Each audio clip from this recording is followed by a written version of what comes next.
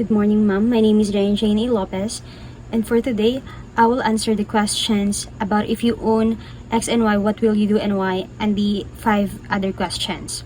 So, if I own X and Y, I would focus on improving product quality and customer satisfaction to build a strong brand reputation. I would invest in marketing and innovation to stay competitive and attract more customers. And lastly, I would ensure efficient operations and good employee management to maintain productivity and profitability. So yes, business and trade are inseparable because trade facilitates the exchange of goods and services, which is essential for any business to operate. Businesses rely on trade to acquire new materials, sell products, and expand into new markets. Without trade, businesses would struggle to grow and sustain profitability.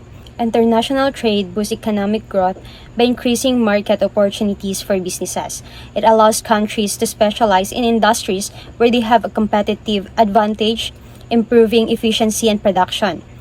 Foreign exchange earnings from exports strengthen the economy to create jobs. International trade provides access to a wider variety of goods and services at competitive prices. It helps businesses expand their markets, increasing revenue and economic stability. Countries benefit from foreign investments, improved infrastructure, and job creation. It also fosters diplomatic relation and cultural exchange between nations. The business environment includes customers, competitors, suppliers, and market trends. So the political environment consists of government policies, regulations, trade laws, and stability. The technological environment involves innovation, automation, digital transformation, and research advancement.